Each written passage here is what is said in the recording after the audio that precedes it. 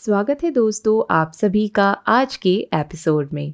आज हम बात करने वाले हैं कि वो कौन सा गाना था जिसे रिकॉर्ड करते वक्त हमारे रफ़ी साहब पूरी तरह से बेकाबू हो गए थे और आखिर में उन्होंने धर्मेंद्र से भी एक वचन लिया था। ना जा कहीं अब ना जा। दोस्तों अगर बात करें मोहम्मद रफ़ी साहब की तो वो हम सबके चहीते हैं और पूरी दुनिया उनकी दीवानी है।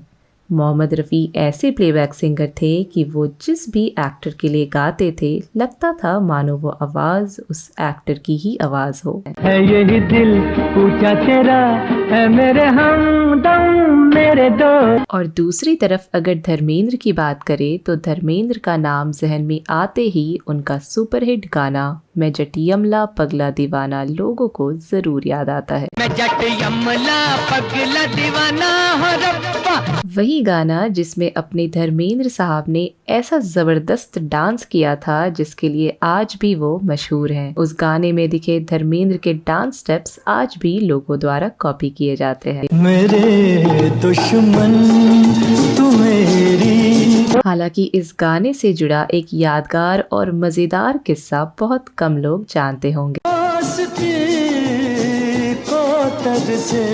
दोस्तों ये वाकया तब का है जब रफ़ी साहब दिग्गज कलाकार धर्मेंद्र के ऊपर फिल्माए एक गाने में जटियमला पगला दीवाना के लिए रिकॉर्डिंग कर रहे थे। दोस्तों इस गाने को गाया था मशहूर गायक और हम सबके चहीते मोहम्मद रफ़ी साहब ने। हमेशा से ही शांत रहने वाले, कम बात करने वाले, मंद मंद मुस्कुराने वाले रफ़ी साहब जब आपको कभी अपनी ही धुन में नाचते हुए दिख जाएं तो ये वाकई अपने आप में बड़ी अचरज भरी बात है। जो बात इस जगह है कहीं पर नहीं। रफ़ी साहब को लक्ष्मीकांत प्यारेलाल की ये धुन बहुत ही ज़्यादा पसंद आई। इस गाने की रिकॉर्डिंग के वक्त लोगों ने मोहम्मद रफ़ी साहब का एक अलग ही अंदाज देखा। दिल कहे रुक जा रे रुक जा यहीं पे कहीं। ये गाना था फिल्म प्रतिज्ञा का जो आई थी 1975 में। इस फिल्म को डायरेक्ट किया था दुलाल गुहा ने और प्रोड्यूस किया था विक्रम सिंह दहल और अजीत सिंह ने। इस गाने के कंपोजर थे लक्ष्मीकांत प्यारेलाल और इसे लिखा था आनंद बख्शी ने। आज मौसम बड़ा बेईमान है, आज मौसम। इस फिल्म के अंदर जब धर्मेंद्र को पता चलता है कि हेमा मालिनी भी उनसे प्यार करती है तो वो इतने खुश और एक्साइटेड हो जाते हैं कि उसी एक्साइटमेंट में धर्मेंद्र ये गाना गाते हैं जिसके बोल थे मैं जटियमला पगला दीवाना और रब्बा इतनी सी बात न जाना। मैं जटियमला पगला दीवाना हो रब्बा। जब रफ़ी साहब इस गाने को रिकॉर्ड करने के लिए रिकॉर्डिंग स्टूडियो पहुंचे और जब उन्होंने इस गाने के बोल पढ़े और फिल्म के प्लॉट को समझा तो उन्होंने इस कैरेक्टर को अपने अंदर ढाल लिया। इतनी सी बात न जाना के ओ मैनू प्यार कर दी है। और फिर लोगों ने रिकॉर्डिंग स्टूडियो में 8वें अजूबे को होते हुए देखा। इस 8वें अजूबे को होते देख रिकॉर्डिंग स्टूडियो में स्थित सारे लोग अचंभित रह गए।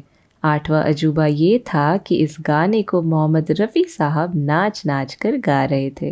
मैनू प्यार कर दी है, हाय हाय हाय साडे उत्ते वो मर दी है। ये देखकर हर कोई आश्चर्यचकित रह गया।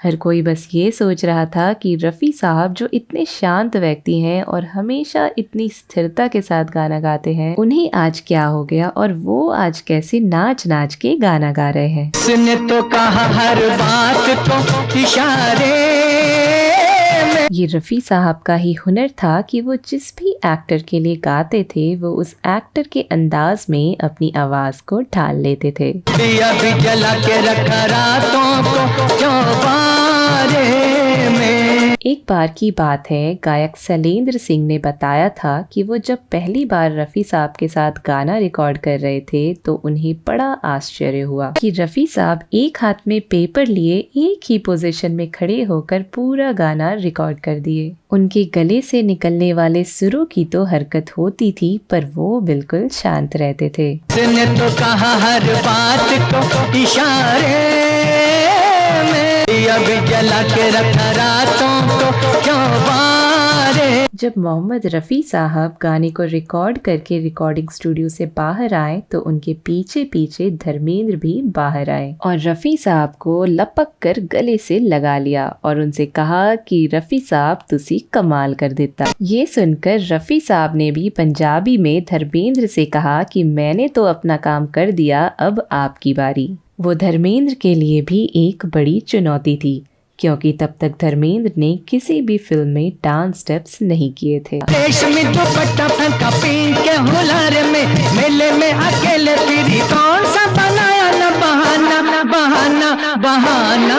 पर धर्मेंद्र ने भी उनसे वादा किया कि रफ़ी साहब जब आप जैसा सीधा साधा इंसान इस गाने को इतने जोश में गा सकता है तो मैं तो इस गाने में धूम मचा दूंगा। के ओ मैनू प्यार कर दी है, ओ मैनू प्यार कर दी है, साडे उत्ते ओ मरदी है। दोस्तों जब इस गाने की शूटिंग शुरू हुई तो कोरियोग्राफर की लाख कोशिश करने के बाद भी धर्मेंद्र इस गाने के किसी भी स्टेप्स को सही तरीके से नहीं कर पा रहे थे। आखिर में हार मानकर दुलाल गुहा ने धर्मेंद्र से कहा कि हम गाना बजाते हैं और कैमरा ऑन करते हैं, बाकी आपको जो भी समझ आए आप करो।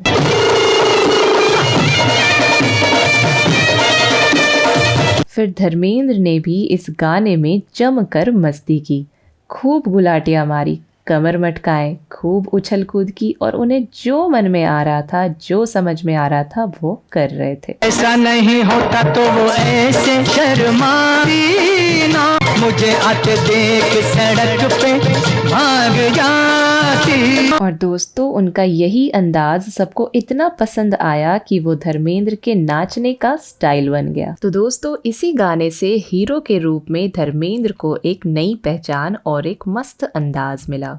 वो एक्शन हीरो से एक कॉमेडी एक्शन हीरो बन गए और इस गाने में धर्मेंद्र ने जो धमाल मचाया वो उनके सिग्नेचर स्टेप ही बन गए। छोटी सी उम्र में वो जान को लगाती ना, यमला पगला दीवाना, किसी बात न जाना, ओ मैनू प्यार करती है, साडे उत्ते ओ मरदी है। तो दोस्तों कैसी लगी आपको धर्मेंद्र और मोहम्मद रफ़ी की ये स्टोरी, कमेंट करके ज़रूर बताइएगा।